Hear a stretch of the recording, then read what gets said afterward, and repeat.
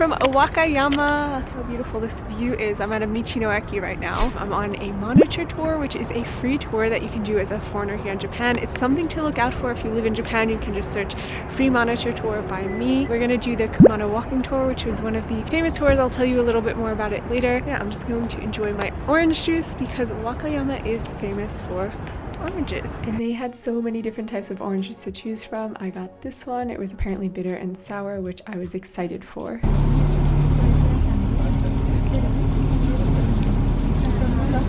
It's really good. It's like not like normal orange juice. Okay, so we got a stamp booklet. We can collect stamps on the way. We also got a map, all in English. The monitor tour came with a tour guide named Mike, who was really awesome and told us a lot of information that I wouldn't have known otherwise. Not only to be blessed in this life, but to be reborn. They believe this area was not only the land of the gods, but the land of the dead. So therefore, they're coming to this area and surviving and going back made them reborn. So yes, the Kumano Kodo is not only an ancient sacred pilgrimage, but it's also a World Heritage Site. It's the 12th of Japan's 25. Before the hike, we were supposed to be doing stretches, but I got distracted by this little orange guy. And then after grabbing our first stamp of the day, we headed onto the trail.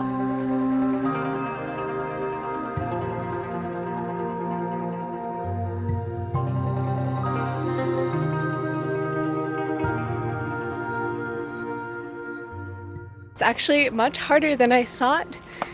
It's very vertical, very uphill. Good exercise. We were hiking for about an hour when we reached a sacred point where Mike stopped to tell us an urban legend that I thought was super interesting, so I left it in to share with you guys. There was a warlord by the name of Hisohira. He didn't have a son who was an heir, so he brought his favorite wife, let's say wife. He brought his wife to the area, right? Because a Kumano deity promised him he would have a child if he came here to the area. Sure enough, child was born. And he was like, oh my god, I'm on this pilgrimage for a couple weeks. He didn't speak English, but he said this. That's what I think he said. I'm here on this pilgrimage. What am I going to do with this child? So he prayed again to the Kumano deities. They said, leave it here. We'll watch after it for you. The believer that Hisohira was, he left the child here at that rock down below. A couple weeks he goes out on the pilgrimage, visits the 3 grand shrines, and comes back. There is his child being taken care of. And on that rock's name is Breast Rock, Chichiiwa, and a pack of wolves was guarding it around the outside. When Hisohira was so thankful when he came back to the area that his child was okay, he left a very famed sword that's in a museum that you can't see, so you have to trust me that he left a great sword here as a gift. Made it to the top. You can see the village. La vida.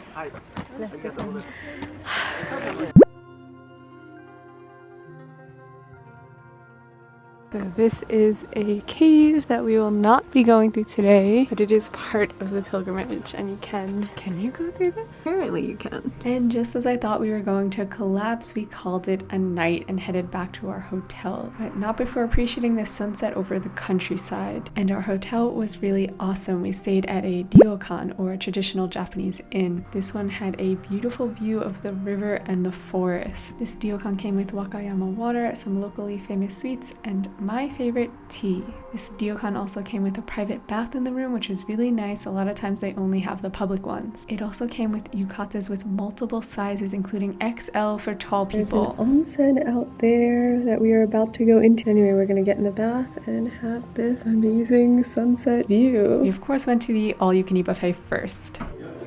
This is what I got from the buffet. Lots of veggie, salad, soup cooking. After dinner, we first went to a public outdoor mixed bath event. It was a free candlelit onsen event that you had to wear a bathing suit. After we went back to the hotel, we weren't allowed to film there, but we come back late at night when no one else is around so we can take some solo shots. We slept so well after that, and then in the morning came down for another amazing buffet, and this time with a beautiful view of the river. And then it was time to get on the bus for part 2 of our journey. Day 2 was really awesome. Our aim for today was to get to one of the temples.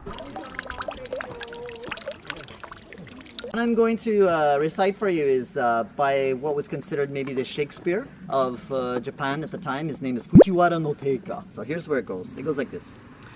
Irigataki Minori no kado wa Yorimutsu no michi ni kaesu nu. do something like that. Okay?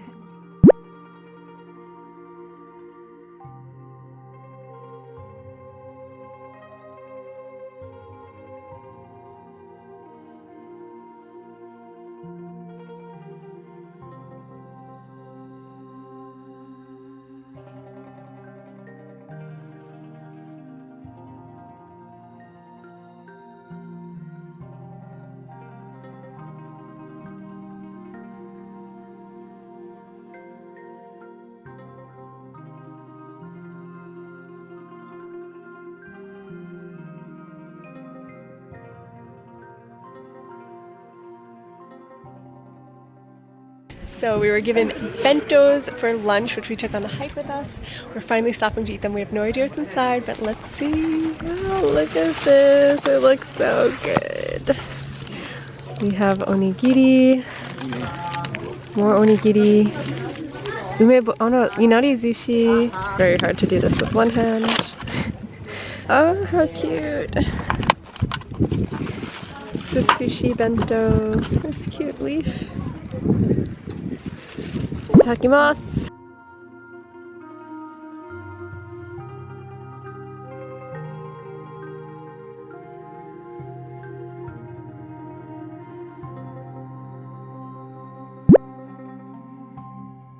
And then we finally made it to our destination, the Kumano Taisha. The mascot of the shrine is the three-legged crow, Yatagarasu. He had on a little crow mask to protect against COVID, so did this lion. The final stand. See if I can do a good job with this one so far. I haven't been doing great. Okay, not bad. My last one. Nearby was a really cool thing. This was the biggest torii gate in all of Japan. It was a matte black color, which was really cool. I've never seen a torii gate this color before, and it was kind of badass. The next part of the trip was probably my favorite. We went to a historic onsen town. This is thought to be one of the oldest onsens in Japan, having been discovered in the 4th century. This bathhouse here opened up in the year 1800, which is over 200 years ago. The traditional onsen atmosphere was so well preserved here, you could really feel what it must have felt like for the pilgrims all those years ago.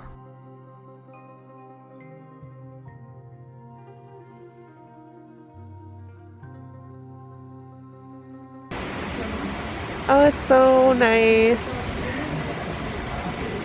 Here it's 98 degrees Celsius.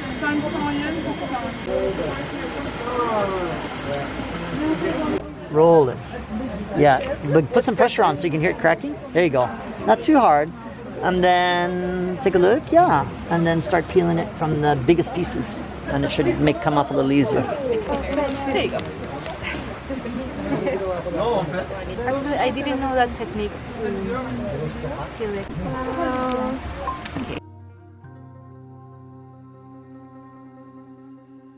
Our final stop on the trip was a local market to shop for omiyage. Oh, that's good omiyage. A big thanks to Tanabe City for taking us on this trip, and thank you guys for watching. If you enjoyed this video, you might also like this one here. Bye for now.